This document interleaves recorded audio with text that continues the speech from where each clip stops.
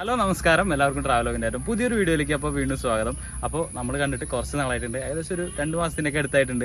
അപ്പോൾ ഇന്നൊരു പുതിയൊരു വീഡിയോ ആയിട്ട് നമ്മൾ വന്നേക്കാണ്. അപ്പോൾ ഇന്ന് നമ്മൾ എത്തിയിരിക്കുന്നത് ചാലക്കുടിയിലാണ്.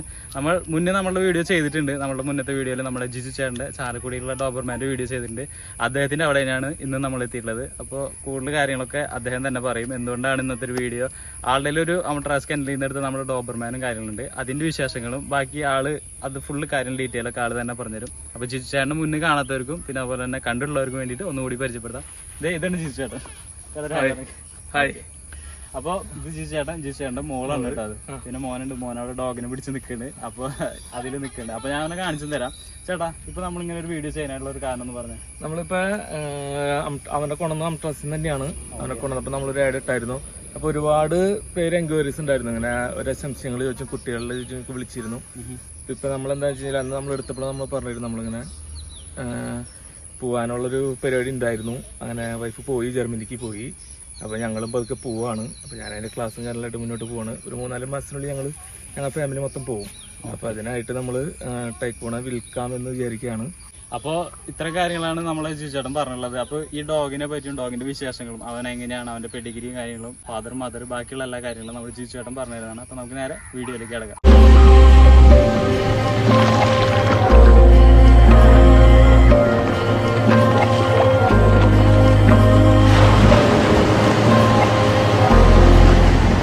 അപ്പോൾ ജിജുചേട്ടാ, ഇവനാണ് നമ്മുടെ ഡോഗ് അല്ലേ? അതെ അതെ, ടൈക്കോൺ. ഇവിടെ ഒരു യൂട്യൂബിലൊക്കെ മുന്നേ ഇറങ്ങിയിട്ടുണ്ട്. അപ്പൊ ഇവനിപ്പോ ഏകദേശം ഒരു 4.5 വയസ്സിന്റെ അടുത്താവണ്. അപ്പൊ പിന്നെ നമ്മൾ ഇനി എന്തെങ്കിലും നമുക്കിപ്പോ ഞങ്ങൾ എന്തായാലും ഓൾറെഡി പുറത്തേക്ക് പോവാണ്. വൈഫ് പോയി, ഞാനും ഫാമിലിയും കൂടി പോവാണ്. മാക്സിമം ഒരു 3 മാസം കൂടി ഉണ്ടാവുള്ളൂ. ഹോൾഡ് ചെയ്യാൻ പറ്റാത്ത കൊടുക്കാണ്. അപ്പൊ പിന്നെ കൊടുക്കുമ്പോ നമ്മള് നന്നായിട്ട് കെയർ ചെയ്യുന്ന ഒരാൾക്കാണ് കൊടുക്കാൻ ഉദ്ദേശിക്കുന്നത്.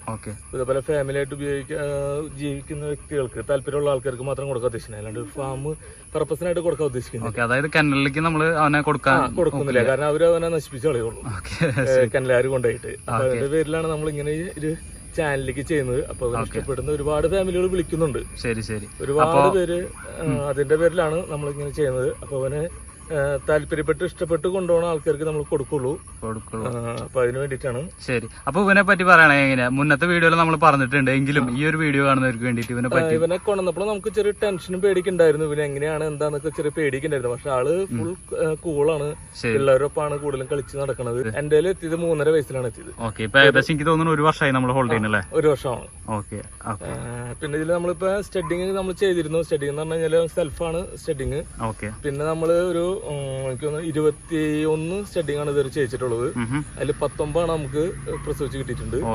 അപ്പൊ 2 മാത്രമാണ്, 2-3 23 ചെയ്ത് 3 മാത്രമേ മിസ് ആയിട്ടുള്ളൂ. ബാക്കി എല്ലാവരും നമുക്ക് കൺഫേം ആണ്. അവന് ഇമ്പോർട്ടന്റ് ആണ്. അമട്രാസിൽ നിന്നാണ് കൊണ്ടുവന്നത്. ശരി, ഇവന് അമട്രാസിന്റെ കൊണ്ടുവന്നത്. ശരി, ഇവനിപ്പോ യൂറോപ്യൻ ആണല്ലേ? യൂറോപ്യൻ. കേരളത്തിൽ എനിക്ക് തോന്നുന്നു ഒറിജിനൽ യൂറോപ്യൻ 4 ഒരാളാണ്. ശരി. അപ്പൊ ശരിക്കും പറയുകയാണെങ്കിൽ ഇപ്പൊ ഇവന്റെ ഒരു കണ്ടീഷൻ വെച്ചിട്ട് ഇപ്പൊ എങ്ങനെയാണ് ഇവന്റെ ഒരു ഹെൽത്തും കാര്യങ്ങളൊക്കെ? നല്ല അടിപൊളിയാണ്, സൂപ്പർ ബോഡി തന്നെയാണ്. നല്ല ആള്, നല്ല ആക്റ്റീവ് ആണ്.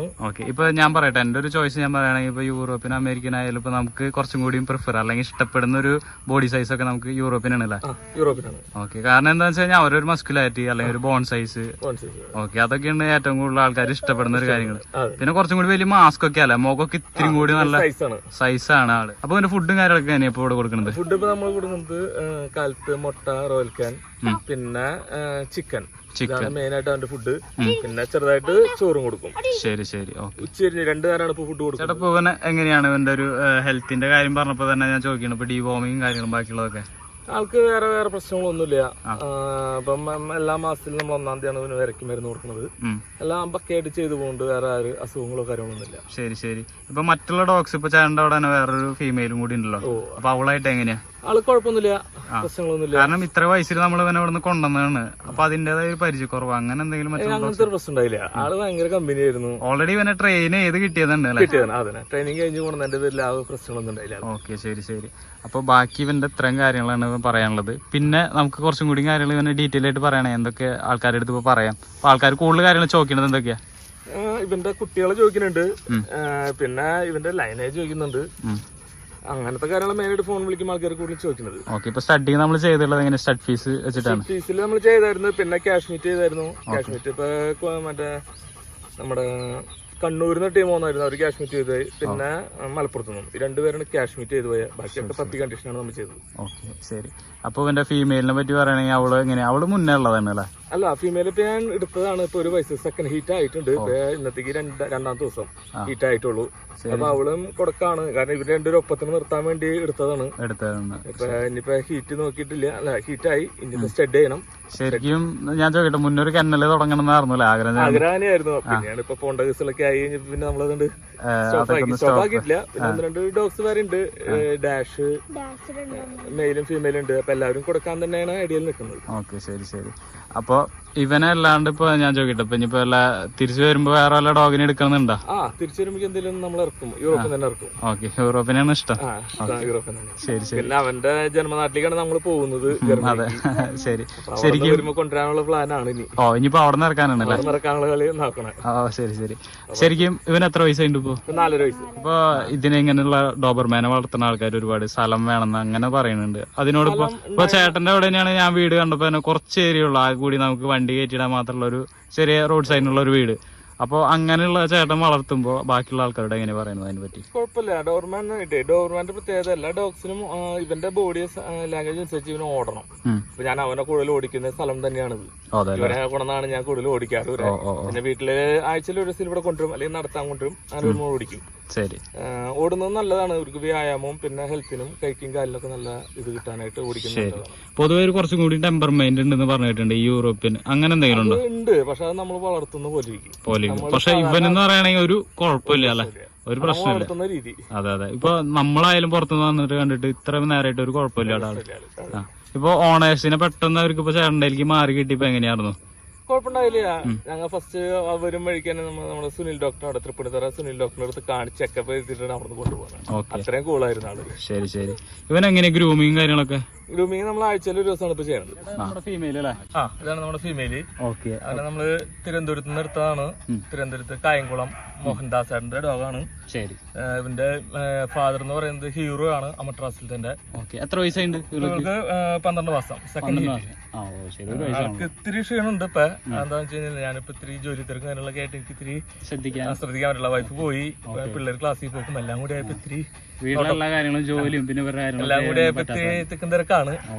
അപ്പൊ അതിന്റെ പേരില് ആളിത്തിരി ക്ഷീണമുണ്ട്.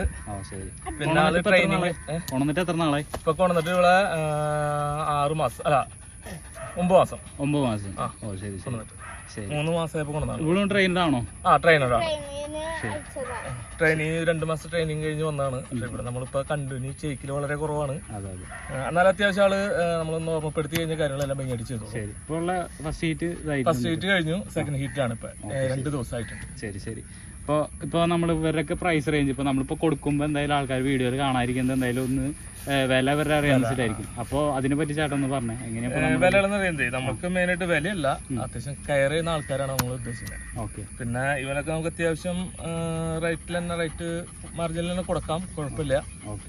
ടൈപ്പോണ് നമ്മൾ അങ്ങനെ അധികം താഴ്ത്തി കൊടുക്കില്ല, കാരണം അവൻ ബ്രാൻഡഡ് ആണ്. ഇവരുടെ രണ്ടുപേരും പ്രൈസ് എന്ന് പറയുന്നത് ഇപ്പൊ നമ്മള് നേരിട്ട് വിളിക്കുന്നവർക്ക് അങ്ങനെയാണ്. വിളിക്കുന്നവർക്ക് അതിന്റെ ഡീറ്റെയിൽസ് പറയാന്നാണ് ഇപ്പൊ നമ്മുടെ ശിവചേട്ടൻ പറയുന്നത്. അപ്പോൾ അതിനെപ്പറ്റി കൂടുതൽ കാര്യങ്ങൾ അറിയാൻ ഞാൻ അദ്ദേഹത്തിന്റെ നമ്പർ വീഡിയോന്റെ സൈഡിൽ കൊടുത്തിട്ടുണ്ട്. അപ്പോൾ നിങ്ങൾക്ക് നേരിട്ട് വിളിക്കുകയാണെങ്കിൽ ഇത്തരം കാര്യങ്ങളൊക്കെ കുറച്ചും കൂടി ഡൗട്ട്. ഇപ്പൊ നമ്മുടെ ഫസ്റ്റത്തെ വീഡിയോ കണ്ടിട്ടായാലും ഒത്തിരി പേര് വിളിക്കുന്നുണ്ട്, ഒരുപാട് എൻക്വയറീസ് ഉണ്ട്. ശരി ശരി. ഓക്കെ. ഇപ്പൊ മക്കളായാലും ഇപ്പൊ എങ്ങനെ ചേട്ടനില്ലാത്ത സമയത്ത് അവർ നോക്കോ? അവര് ഫുഡ് കൊടുക്കലൊക്കെ ഇവരൊക്കെ തന്നെയാണ്, കാരണം ഞാൻ വെളുപ്പിന് പോയി കഴിഞ്ഞ് കഴിഞ്ഞാല് ഫുഡ് കൊടുക്കലും കാര്യങ്ങളും ഇവര് തന്നെ ചെയ്യണത്. ഇപ്പൊ കുട്ടികളുടെ അടുത്തായാലും നല്ല കമ്പനിയാണ്. ശിവചേട്ടന്റെ വീഡിയോ കണ്ടില്ലേ? അതായത് ഡോബർമാൻ 2 എണ്ണുണ്ട്, ഫീമെയിലുണ്ട് മെയിലുണ്ട്. അപ്പൊ ഇവർ രണ്ടുപേരും കൊടുക്കാൻ വെച്ചാൽ തന്നെ അദ്ദേഹത്തിന് നോക്കാനുള്ള ഒരു സിറ്റുവേഷൻ ഇല്ല. അത് കാരണം ഓൾറെഡി അത് സെയിൽ ചെയ്യാനായിട്ട് നിൽക്കുന്നുണ്ട്. അതിന് വേണ്ടിയിട്ടാണ് നമ്മൾ ഇന്നത്തെ വീഡിയോ ചെയ്തത്. കൂടുതൽ അറിയാനായിട്ട് ഞാൻ നമ്പർ കൊടുത്തിട്ടുണ്ട്, നിങ്ങൾക്ക് വിളിക്കാം. വിളിച്ച് അദ്ദേഹത്തിന് എൻക്വയറിയും കാര്യങ്ങളും ചെയ്യാം. ഡോഗ്സിനെ പറ്റിയായാലും റേറ്റും കാര്യങ്ങളൊക്കെ. ചേട്ടപ്പോ നമുക്ക് ഏതായാലും അടുത്തൊരു വീഡിയോ കാണാം. അപ്പൊ ഇനിയിപ്പോ നമുക്ക് ചേട്ടനെ കാണാൻ പറ്റുന്നില്ല ചേട്ടാ. ഇനിയിപ്പോ കാണണമെങ്കിൽ ജർമ്മനിയിലേക്ക് കൊണ്ടുവരും. ഓക്കെ ശരി. ഇനിയിപ്പോ അടുത്തൊരു വീഡിയോ ആയിട്ട് നമുക്ക് കാണാം. ജർമ്മനിന്ന് അടുത്തന്നെ കൊണ്ടുവരണം. അവിടെ നിന്ന് വരുമ്പോ ഉള്ള പ്ലാനാണ് നിക്കുന്നത്. ഓക്കെ. അപ്പൊ ഏതായാലും ഹാപ്പി ജേണി. ഓക്കെ ശരി. അപ്പൊ ഏതായാലും അടുത്ത വീഡിയോ കാണാം. ബൈ.